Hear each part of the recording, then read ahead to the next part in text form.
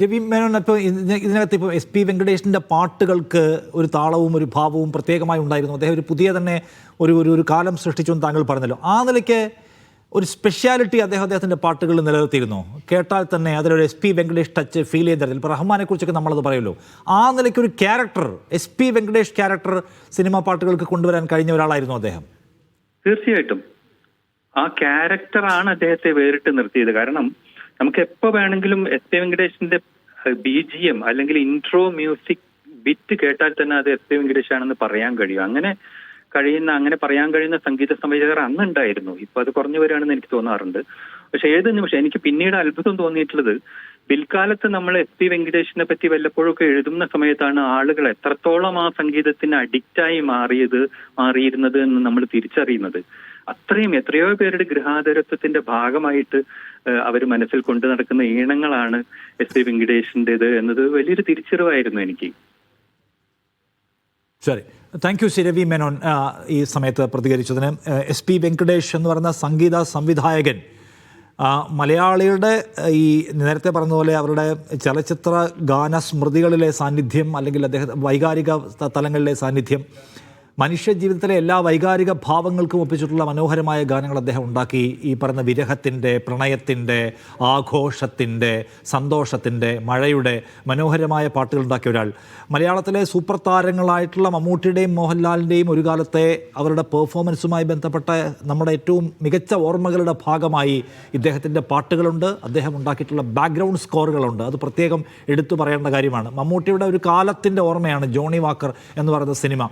ആ സിനിമയിലെ ആഘോഷത്തിൻ്റെ പാട്ടുകൾ, നിരാശയുടെ പാട്ടുകൾ, സങ്കടത്തിൻ്റെ പാട്ടുകൾ ഒരു മലയാളിയുടെ ഒരു കാലഘട്ടത്തിൻ്റെ ഓർമ്മയാണ്. മമ്മൂട്ടി എന്ന് പറയുന്ന ഒരു സ്റ്റാർ മെറ്റീരിയലിനെ കുറിച്ചുള്ള അതിൻ്റെ പ്രഭാവകാലത്തിൻ്റെ ഓർമ്മയാണ് ആ പാട്ടുമായിട്ട് ചേർന്ന് നിൽക്കുന്നത്. മോഹൻലാലിൻ്റെ എത്രയോ പാട്ടുകൾ, നാടോടിയിലെ പാട്ടുകൾ, അല്ലെങ്കിൽ മോഹൻലാലിൻ്റെ മിന്നാരത്തിലെ പാട്ടുകൾ, മോഹൻലാലിൻ്റെ കിലുക്കത്തിലെ പാട്ടുകൾ. മോഹൻലാൽ എന്ന് പറയുന്ന മലയാളിയുടെ ഏറ്റവും പ്രിയ താരത്തിൻ്റെ മനോഹരമായ കാലം, സൗന്ദര്യകാലം, പ്രഭാവകാലം, മലയാളി നൊസ്റ്റാൾജിയോടെ ഓർക്കുന്ന കാലമാണല്ലോ മിന്നാരത്തിൻ്റെ, കിലുക്കത്തിൻ്റെ ഒക്കെ കാലം. പക്ഷെ അതിലെ പാട്ടുകൾ ഉണ്ടാക്കിയ മനുഷ്യൻ ആ കാലത്തെ സൗന്ദര്യാത്മകമായി നമ്മുടെ സ്മൃതിപഥങ്ങളിൽ നിലനിർത്തുന്നതിൽ, നമ്മുടെ ഓർമ്മകളിൽ ജ്വലിപ്പിച്ച് നിർത്തുന്നതിൽ അതിലെ BGMകൾക്ക്, അതിലെ പാട്ടുകൾക്ക് വലിയ പങ്കാളിത്തമുണ്ട്. കിലുക്കത്തിലെ പാട്ടുകളൊക്കെ നമുക്ക് എത്രമാത്രം നമ്മുടെ ഹൃദയത്തോട് ചേർന്ന് നിൽക്കുന്നു. അപ്പോൾ അതിന് കോൺട്രിബ്യൂട്ട് ചെയ്ത, അതിന് വരവരച്ച മനുഷ്യനാരായിരുന്നു എസ് പി വെങ്കടേഷ് ആയിരുന്നു. അദ്ദേഹം വിടവാങ്ങുന്നത് നിശ്ചയമായിട്ടും ആ കാലഘട്ടത്തെക്കുറിച്ചുള്ള സംഗതികളെ വീണ്ടും ഓർക്കാൻ കഴിയുന്നു. അവസാന കാലത്ത് അദ്ദേഹത്തിന് ആക്റ്റീവ് ഒന്നും ആയിരുന്നില്ല. അദ്ദേഹം ആ നിലയ്ക്ക് അത് ഒരു കാലം പൂർത്തിയാക്കി കടന്നുപോയിരുന്നു. പക്ഷേ എസ് പി വെങ്കടേഷ് മരിച്ചു പോകുന്നു എന്ന വാർത്ത പുറത്തു വരുമ്പോൾ അദ്ദേഹം മലയാളിക്ക് തന്ന സംഭാവന എന്താണ് എന്നത് പ്രധാനമാണ്. ഞാൻ വീണ്ടും നജ്മയിലേക്ക് പോകുന്നു. നജ്മ, ആ നിലയ്ക്ക് അദ്ദേഹത്തിൻ്റെ കോൺട്രിബ്യൂഷൻ എന്തുമാത്രം സ്പെഷ്യലായിരുന്നു?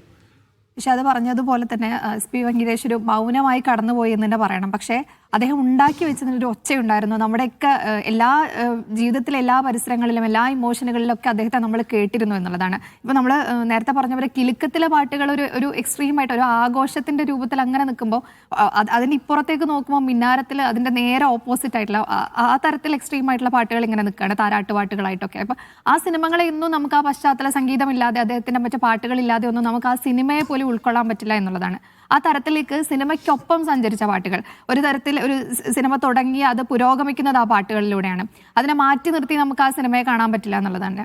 നേരത്തെ പറഞ്ഞതുപോലെ മോഹൻലാലിൻ്റെതും മമ്മൂട്ടിയുടെയൊക്കെ സിനിമകളിലെ എല്ലാ പ്രധാനപ്പെട്ട സിനിമകളിലെ എല്ലാം ഭാഗമായിരുന്നു എസ് പി വെങ്കടേഷ് എന്നുള്ളതാണ്. അപ്പോൾ നമുക്ക് അദ്ദേഹം ഇങ്ങനെ കടന്നുപോയി എന്നുള്ളത് അങ്ങനെ വെറുതെ പറയാൻ പറ്റില്ല എന്നുള്ളത്. നമ്മുടെയൊക്കെ ഉള്ളിലുണ്ട്, ആ സംഗീതം ബാക്കി നിൽക്കുന്നുണ്ട്, തുടർന്നും ഉണ്ടാവും. ഇനി ഈ കാലഘട്ടത്തിൽ എങ്ങനെ എസ് പി വെങ്കടേഷിനെ ഓർക്കുന്നു, അല്ലെങ്കിൽ പുതിയ തലമുറ എങ്ങനെ ഓർക്കുന്നു എന്നുള്ളത് കൂടെ പ്രസക്തമാണ്. കാരണം ഈ പേര് എത്രത്തോളം അവർക്ക് അറിയും എന്നുള്ളത് അറിയില്ല. പക്ഷെ അവരുടെയൊക്കെ കവർ സോങ്ങുകളിൽ ഈ പാട്ടുകളുണ്ട്. അവർ ദിനം കേട്ടുകൊണ്ടിരിക്കുന്ന പാട്ടുകളിലൊക്കെ എസ് പി വെങ്കടേഷിൻ്റെ പാട്ടുകളുണ്ട്. പക്ഷേ അതിൻ്റെ പുറകിൽ ഇങ്ങനെ ഒരാളാണെന്ന് ഒരു പക്ഷേ അറിഞ്ഞെന്ന് വരില്ല, എന്നേ ഉണ്ടാവാൻ സാധ്യതയുള്ളൂ.